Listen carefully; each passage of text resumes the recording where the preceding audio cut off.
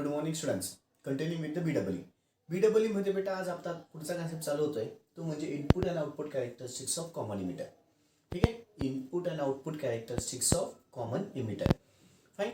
इथे ना बेटा तुम्हाला आता सगळ्यात पहिले इनपुट कॅरेक्टरिस्टिक्स दिसते बेटा. आधी एक काम कर, हेडिंग टाकून घ्या, input and output characteristics of common emitter. Heading टाका सगळेजण, input and output characteristics of common emitter. Question घ्या, explain input and output characteristics of common emitter. Explain input and output characteristics of common emitter. आम्ही याला कधी कधी असं विचारतो, explain input and output characteristics of BJT. Explain input and output characteristics of BJT. BJT म्हटलं तर हेच उत्तर लिहायचं, कॉमन इमिटर म्हटलं तर हेच उत्तर लिहायचं बेटा.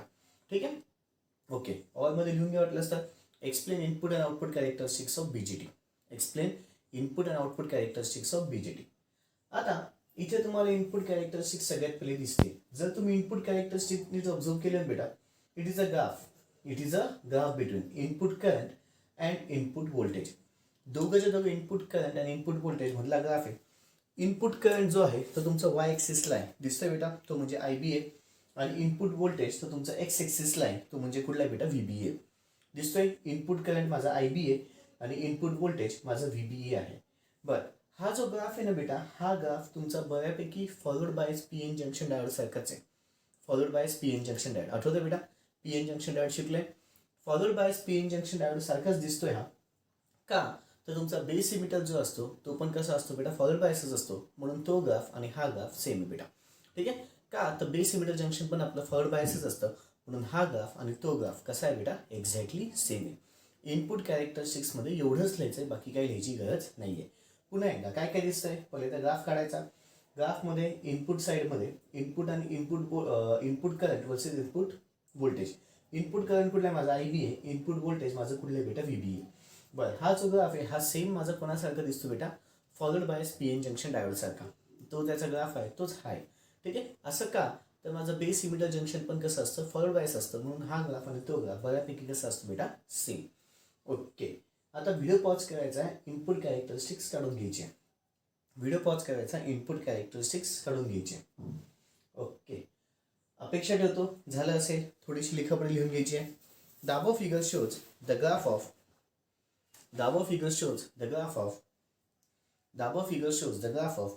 Input characteristics of common emitter.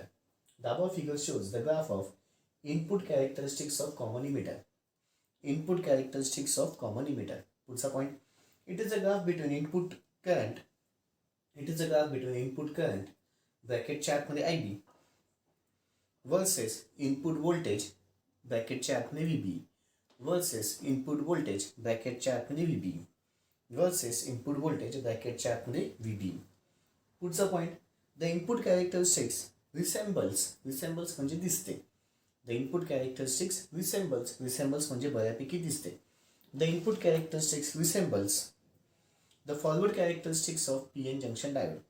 The input characteristics resembles the forward characteristics of PN junction diode.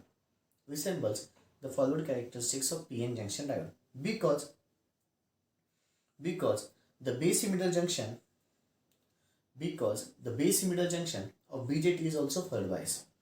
Because base emitter junction of BJT is also forward bias. Because base emitter junction of BJT is also forward bias. Because base emitter junction of BJT is also forward bias. Okay, ही काय झाली बेटा तुमची आता input characteristics. Okay, कुठली characteristics झाली बेटा, ही तुमची इनपुट कॅरेक्टरिस्टिक्स. ओके, आता आपल्याला बघायचं बेटा आउटपुट कॅरेक्टरिस्टिक्स. आता काय बघायचं आहे, आउटपुट कॅरेक्टरिस्टिक्स. जर तुम्ही फिगर ऑब्झर्व केली तर पुन्हा output characteristics is a graph between output current and output voltage. Output current आणि आउटपुट व्होल्टेज. आउटपुट करंट कुठलं असतं, IC असतं. आणि आउटपुट व्होल्टेज कुठलं असतं, तुमचं VCE असतं. म्हणून पहा इकडे तुम्हाला IC वर्सेस इकडे काय दिसतं बेटा, VCE. आउटपुट करंट माझा IC आहे, आउटपुट व्होल्टेज माझं VCE आहे. ठीक आहे, हा जो आउटपुट कॅरेक्टरिस्टिक्सचा जो ग्राफ आहे ना बेटा, आपला तो 3 भागात डिवाइड होतो, 3 रिजन्समध्ये डिवाइड होतो. दिसतात तुम्हाला. पहिलं रिजन आहे तुमचं कट ऑफ रिजन. पहिलं रिजन कुठलं आहे बेटा, cut off region. Cut off region मध्ये काय होतं, कट ऑफ रिजन मध्ये बेटा बेस इमिटर जंक्शन हे तुमचं रिव्हर्स बायस असतं. ठीक आहे, आणि बेस कलेक्टर जंक्शन हे पण तुमचं रिव्हर्स बायस असतं. कट ऑफ रिजन मध्ये आता जो खालचा रिजन सगळ्यात दिसतोय तो कट ऑफ रिजन बेटा. कट ऑफ रिजन मध्ये base emitter junction reverse bias असतं, रिव्हर्स बायस असतं, ठीक आहे. आणि बेस कलेक्टर जंक्शन पण तुमचं रिव्हर्स बायस असतं, ते पण तुमचं काय असतं रिव्हर्स बायस. दोघंच्या दोघं रिव्हर्स बायस असल्यामुळे करंट काही पास होणार नाही. लक्षात ठेवा करंट फॉरवर्ड बायसमध्येच पास होतो, रिव्हर्स बायसमध्ये जास्तीत जास्त करंट काही पास होत नाही. मग फॉरवर्ड बायसमध्ये असतानाच करंट पास होतो. हे दोघंच्या दोघं रिव्हर्स बायस आहे म्हणून ॲप्लिकेशन जो बीजेटी आहे माझा तो इथे ह्या कंडिशनमध्ये ॲज अ ओपन स्विच म्हणून काम करेल. काय म्हणून काम करेल? ॲज अ ओपन स्विच म्हणून काम करेल. जो माझा बीजेटी आहे तो काय म्हणून काम होईल बेटा? As a open switch. It will act as a open switch. हा झाला माझा कट ऑफ रिजन. पुन्हा एकदा कट ऑफ रिजनमध्ये base emitter junction reverse bias असेल, base collector junction reverse bias असेल and transistor will act as a open switch. जे दिसतंय असंच मी मागे पुढे लिहिणार आहे बेटा, ठीक आहे. त्याच्यामुळे प्लीज याच्याकडे नीट लक्ष द्या, ठीक आहे. इन कट ऑफ आउटपुट कॅरेक्टरिस्टिक्समध्ये can be divided in 3 regions. Cut off region, अजून एक आहे सॅच्युरेशन रिजन आणि अजून एक आहे active region. Cut off region आहे, ॲक्टिव्ह रिजन आहे आणि सॅच्युरेशन रिजन आहे. कट ऑफ रिजन आहे, ॲक्टिव्ह रिजन आहे, अजून एक सॅच्युरेशन रिजन आहे. कट ऑफ रिजनमध्ये काय घडलं ते मी सांगून दिलं. कट ऑफ रिजनमध्ये base emitter junction reverse bias असतो, बेस कलेक्टर जंक्शन पण रिव्हर्स बायस असतो and it can act as a open switch. It can act as a open switch. पुढे आता जो आहे तो आहे माझा ॲक्टिव्ह रिजन. पुढचा रिजन आहे बेटा ॲक्टिव्ह रिजन. ॲक्टिव्ह रिजनमध्ये काय होतं? ॲक्टिव्ह रिजनमध्ये बेटा बेस इमिटर जंक्शन तुमचा फॉरवर्ड बायस असतो, बेस इमिटर जंक्शन तुमचा फॉरवर्ड बायस असतो, ठीक आहे. आणि बेस कलेक्टर जंक्शन तुमचा रिव्हर्स बायस असतो. बेस कलेक्टर जंक्शन तुमचा रिव्हर्स बायस म्हणजे एक फॉरवर्ड बायस आणि एक काय झाला रिव्हर्स बायस. त्यावेळेस जो बीजेटी आहे ना बेटा, BJT will act as a it will act as a amplifier. It will act as a amplifier. म्हणजेच transistor will act as a, BJT म्हणजेच काय बेटा ट्रान्झिस्टर. तो काय म्हणून काम करेल? ॲज अ एम्प्लिफायर म्हणून काम करेल. तो काय म्हणून काम करेल? ॲज अ एम्प्लिफायर म्हणून काम करेल. थर्ड रिजन आणि शेवटच्या रिजन. थर्ड रिजन जो आहे तो तुम्हाला तिकडे दिसतोय वाय ॲक्सिसच्या जवळपास, तो आहे तुमचा सॅच्युरेशन रिजन. तो कुठला आहे बेटा? Saturation region. सॅच्युरेशन रिजनमध्ये काय होतं? सॅच्युरेशन रिजनमध्ये काय होतं? बेस इमिटर जंक्शन पण माझा फॉरवर्ड बायस असतो, बेस इमिटर जंक्शन तुमचा फॉरवर्ड बायस असतो, ठीक आहे. आणि बेस कलेक्टर जंक्शन पण तुमचा फॉरवर्ड बायस असतो. बेस कलेक्टर जंक्शन पण तुमचा फॉरवर्ड बायस असतो. म्हणून त्या केसमध्ये transistor will act as a close switch. त्या केसमध्ये transistor will act as a close switch. त्या केसमध्ये ट्रान्झिस्टर हा क्लोज स्विच म्हणून काम करेल. त्या केसमध्ये ट्रान्झिस्टर हा ॲज अ क्लोज स्विच म्हणून काम करेल. पुन्हा एकदा आउटपुट कॅरेक्टरिस्टिक्स हा आउटपुट करंट वर्सेस आउटपुट व्होल्टेजमध्ये असतो. आउटपुट करंट माझा IC आहे, आउटपुट व्होल्टेज माझं VC आहे, ठीक आहे. It can be divided to 3 regions: cut off region, active region and saturation region. In cutoff region, base emitter junction is reverse bias, base collector junction is also reverse bias, and transistor will act as a open switch. In active region, base emitter junction is forward bias, base collector junction is reverse bias, and transistor will act as a amplifier. In saturation region, base emitter junction is forward bias, base collector junction is also forward bias, and it will act as a closed switch. कळालं बच्चा? हेच तुम्हाला सगळ्याच्या सगळे मुद्दे लिहायचे आहेत. बरं, आधी व्हिडिओ पॉज करा, ती फिगर दिसते तेवढी काढा आणि हा चार्ट पण काढून घ्या. फिगर पण काढा, चार्ट पण काढा.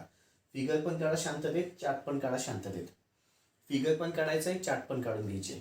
ओके, अपेक्षा ठेवतो झालं असेल.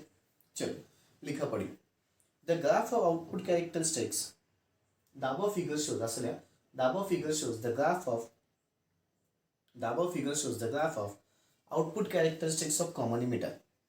The above figure shows the graph of output characteristics of common emitter. Puts a point. It is a graph between collector current bracket chart मध्ये IC. It is a graph between collector current bracket chart मध्ये IC and VCE. Puts a point. Here the BJT can be operated in 3 modes. Here the BJT can be operated in 3 regions. Here the BJT operates in 3 regions. First, cut off region, second active region, third saturation region. हे तिघ region दिसतात. First cut off region, second active region, third saturation region. पुढचा point when the common emitter is operated in cutoff region, when common emitter is operated in cutoff region, base emitter junction is reverse bias, and base collector junction is reverse bias. Base emitter junction is reverse bias and base collector junction is reverse bias, and it acts as a open switch.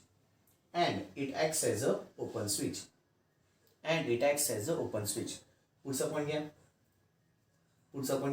When the common emitter is operated in active region,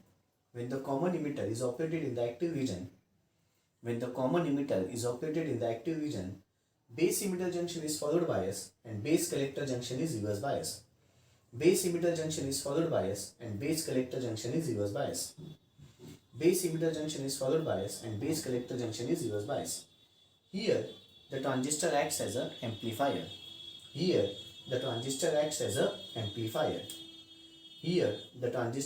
an amplifier. पुढचा point. When the common emitter is operated in the saturation region,